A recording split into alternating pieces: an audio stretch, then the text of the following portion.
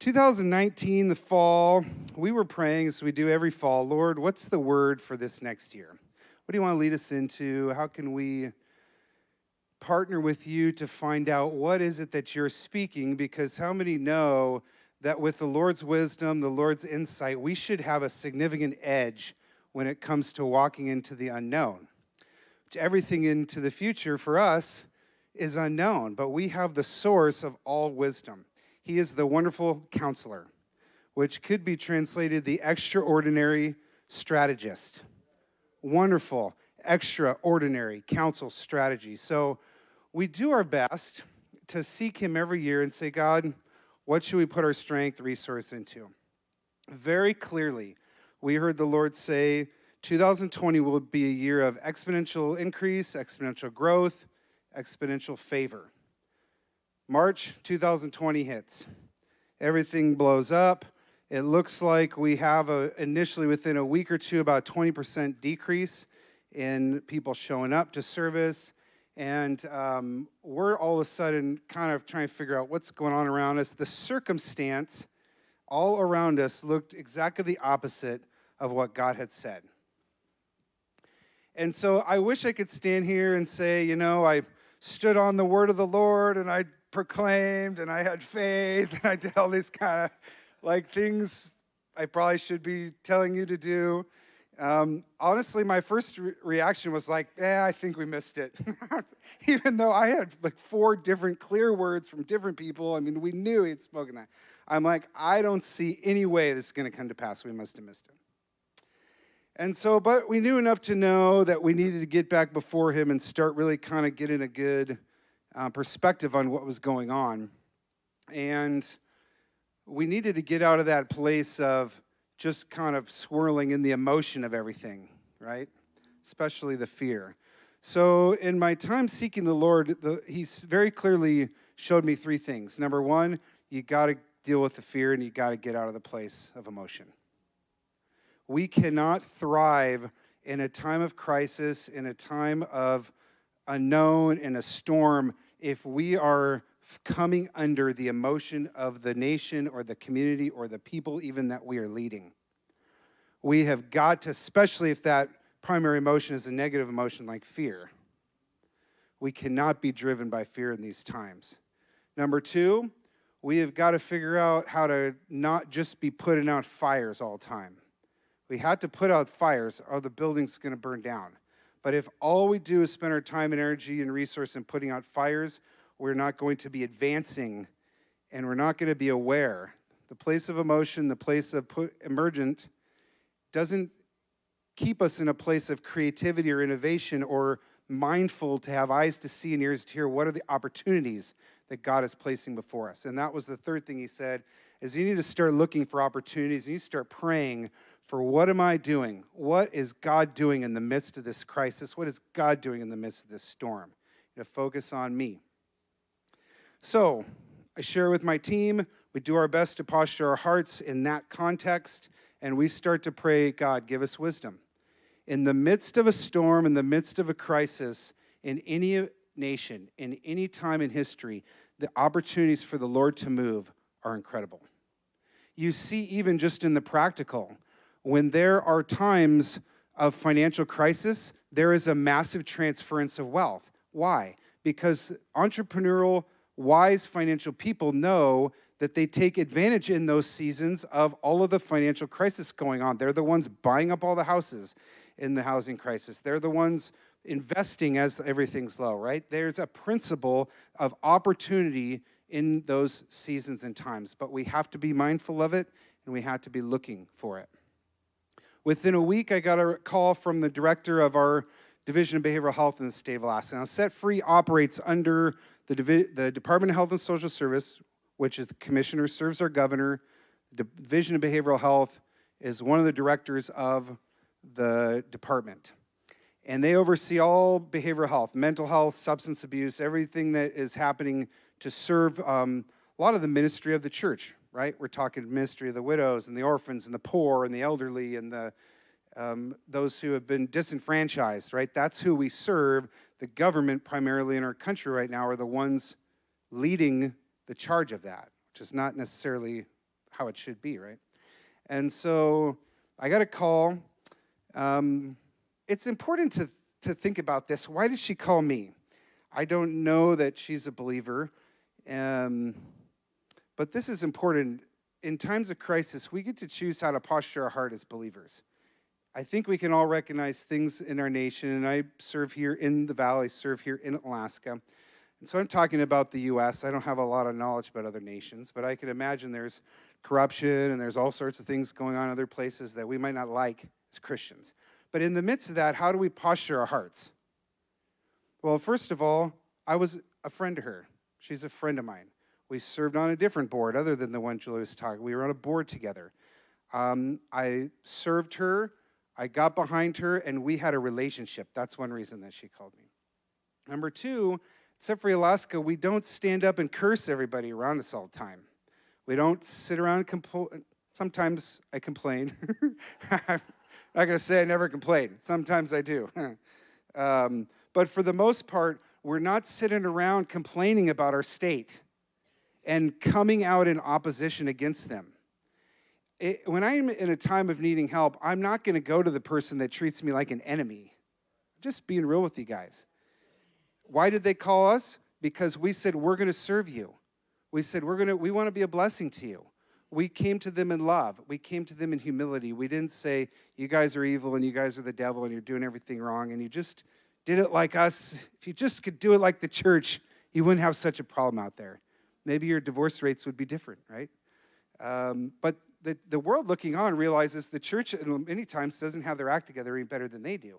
So when we show up on the scene with that kind of attitude, it's like, well, fine, we don't have anything to do with you guys. And so that was another reason. The other reason is we had incredible success. Because of Jesus as the center of what we do, our fruit is evident, and they can see our fruit, okay? And so she said we have this problem in our state. And this gets to the innovation, the opportunity. The opportunity right now, what do I see coming? I see an opportunity for the church to shine in the midst of darkness and chaos and crisis. This is our time to shine. There is opportunities right now available to us if we are able to love, if we are able to serve, if we are able to keep our hearts anchored and connected in the Lord in this season, to say we will show up on the scene because we know in our heart we have the answer and the solution because we serve a God who is able and willing to do all things through his love for people. And so she said, here's our problem. We have, because of COVID, and many of you might have read these stories, there were people getting pushed out of congregate living centers. The homeless camps in Anchorage were growing rapidly. They didn't know what to do. They couldn't get people in to sober housing, to domestic violence shelters, to substance abuse treatment because they were the unknown of what COVID was going to do in those congregate living centers was a real issue. And so there was a massive barrier, and people couldn't get into the service that they needed.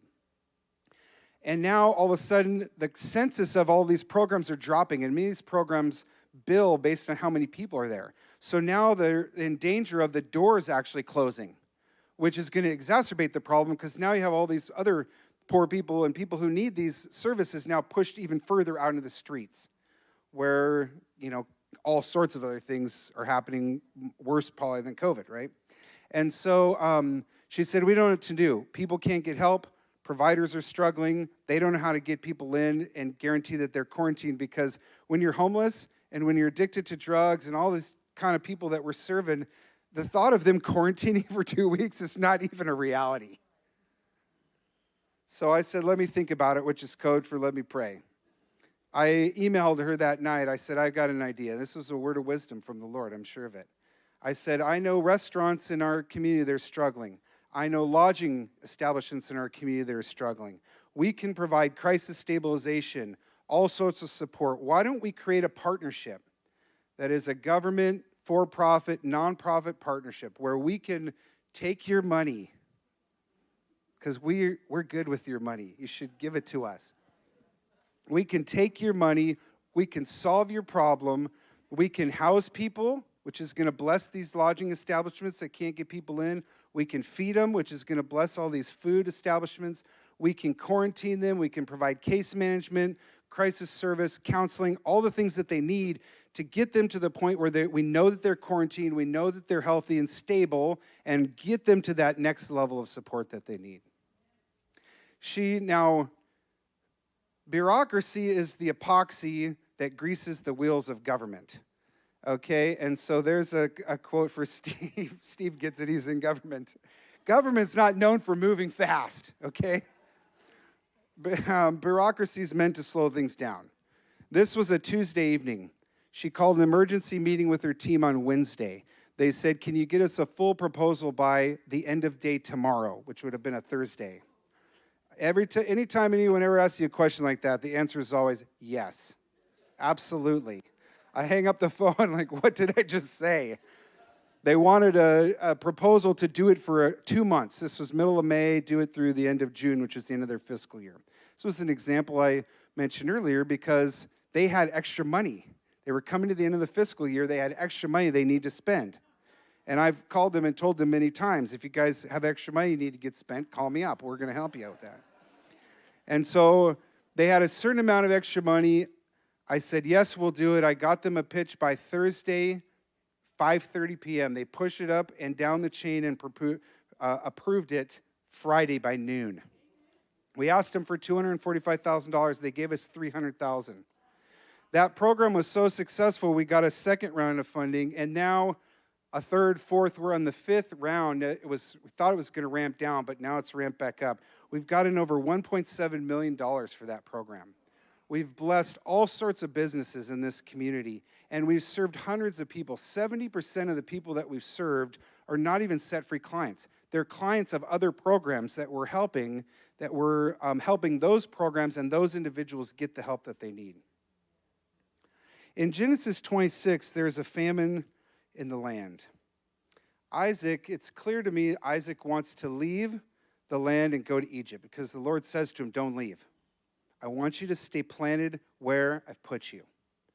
Stay in that land, he tells him. If you stay in the land in the midst of the famine, I will bless you. The account goes on to say that Isaac sowed his seed in that time of famine. And the Lord blessed him. And depending on the translation, it says, and he became rich, and he was greatly rich, and he became exceedingly rich. It's talking about actual financial wealth for him as a person. There was all sorts of attack and things that happened with his wife, and then the people that are trying to stop up the wells and all this kind of stuff. But he did what the Lord commanded him to do. He served an evil kingdom in the time of a famine. He sowed his seed, he stayed planted, and the Lord blessed him personally. And then when you get later on that chapter, it says that the people looked on and they recognized that God was with him. And they came and they wanted to make a covenant with him because of it. What do I see coming? I don't really know, to be honest with you. I don't even care. I don't care what's coming. What I care about is right now in the present, am I connected with the Lord? Am I connected with the Lord, and am I being obedient to what he's called me to do? Am I doing my best to walk in the journey with him? Because I'll tell you what is never going to change. The circumstances of the time, the storms, the crisis, all the things that could happen are going to shift. And even what the Lord is doing might shift. It's Graham Cook who once said, there's no confidence in what the Lord is doing, because we rarely ever have a complete picture of what he's doing anyway. There's only confidence and assurance in who God is, because Jesus Christ is the same today, yesterday, forever, in every direction. He will never change. He's faithful, he's good, he's loving, he's kind, he's gracious. And if we anchor our heart and soul to him in any storm, in any crisis, in any famine, it doesn't matter what comes, because we will stay secure and strong in him. So my encouragement to us today is that we will continue to focus our heart and our soul and our mind on Christ. And through him and through his love, we will love and bless the people wherever God plants us, whether it's an evil king or a godly king. We will bless them, we will love them, we will serve them, and we will lay down their lives for them. And if we will do that and we'll continue to plan, I'm very confident that the Lord will continue to bless us, and he will be faithful to accomplish through us what he wants to accomplish, because there is no storm, there is no crisis, there is no famine that can come against the living God. Amen? Love you guys. Thanks.